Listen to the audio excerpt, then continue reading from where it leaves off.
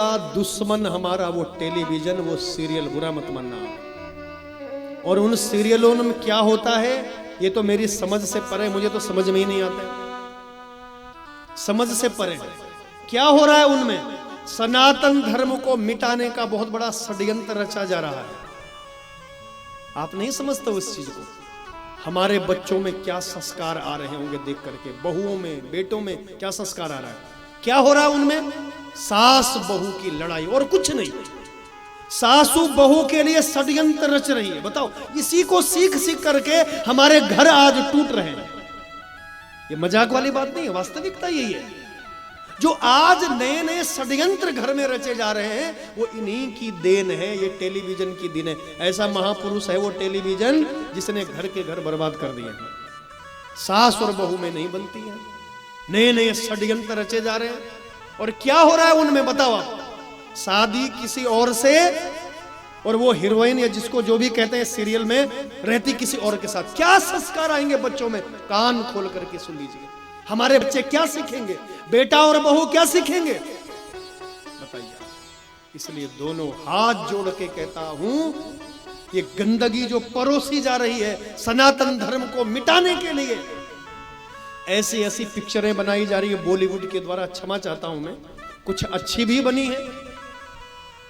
एक मूवी अभी बड़ी चर्चा में है, कश्मीर के ऊपर बनी है। आहा, बंधुओं, सनातन धर्म को जागना चाहिए, हिंदुओं और भारतीयों को जागना चाहिए, देखना चाहिए हम सबको, समझना चाहिए हम सबको। केवल देखना नहीं, अपने हृदय तक उतारना कि क्या हुआ हमारे भाइयों के साथ, क्या हुआ हमारी बहनों के साथ, क्या हुआ हमारी बेटियों के साथ। आपको समझना चाहिए। इतने वर्षों तक जो छिपा करके रखा गया वो काला सच कभी उजागर नहीं होने दिया था। एक भाई ने हिम्मत की उस पर मूवी बनाने की। मैं बार बार प्रणाम करता हूं उस भाई को, मैं अभिनंदन करता हूं उस भाई को जिसने हिम्मत जुटाई।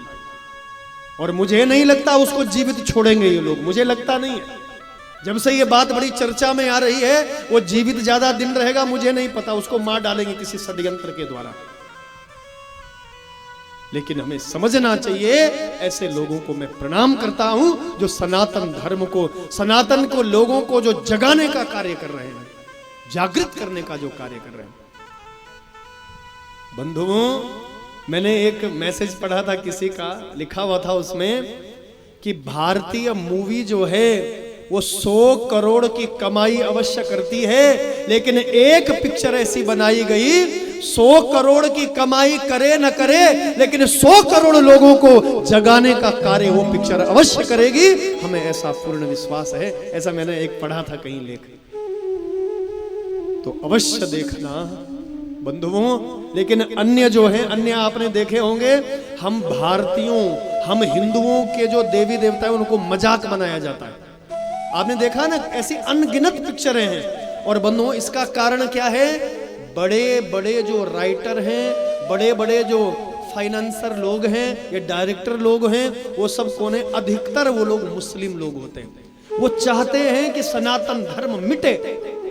किसी भी इस्लामिक व्यक्ति को कभी बुरा नहीं दिखाया होगा पिक्चर में। आप किसी भी पिक्चर को उठा करके देख लीजिए, बुरा नहीं। वो अपने नियम का पक्का हो जाए, इधर से उधर दुनिया हो जाए, लेकिन अपने नियम को नहीं छोड़ेगा।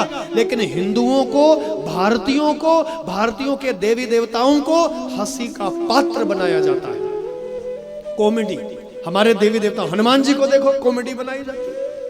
हमारे जो ब्राह्मण हैं उनको ठग बताया जाता है पिक्चरों के द्वारा, लूटने वाला ठग बनाया जाता है, आडंबरी बताया जाता है। हमारे ऋषि मुनियों को कितना बड़ा दुर्भाग्य है, और सबसे ज्यादा पैसा जो है खर्च करने वाले हम भारतीय ही हैं, हम हिंदू ही हैं। जो भीड़ जम जाती है ऐसी पिक्चरों को देखने के लिए, अरे धिक्कार है ऐसे भारतीयों के लिए जो मजाक बना रहे हैं। हमारे देवी देवताओं का मजाक हो रहा है और हम तालियां बजा रहे हैं। अरे बड़ा मजा आ रहा है, बड़ा मजा आ रहा है सब देखने में। हमारे ब्राह्मणों का, ऋषि मुनियों को चोर और लुटेरा बताया जा रहा है, ठग बताया जा रहा है, आडंबरी बताया जा रहा है। हम लोग तालियां बजा रहे हैं, हाँ सही सही हो रहा है, बहुत आनंद आ रहा है। तो ये सोचने वाला विषय है, कि विचार करने वाला विषय है।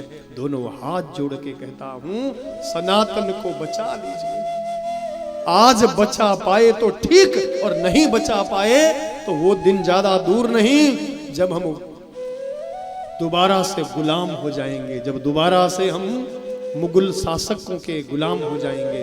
वो समय कहीं रिपीट ना हो जाए, कहीं मोहम्मद गौरी दोबारा कोई राजा ना बन जाए, मोहम्मद गजनबी कोई दोबारा राजा ना बन जाए, है कोई कट्टर इस्लामिक व्यक्ति कोई राजा ना बन जाए। सावधान रहना, ये मेरी दोनों हाथ जोड़ करके प्रार्थना है। इस राष्ट्र को बचा लो, इस राष्ट्र को गीता और रामायण से ही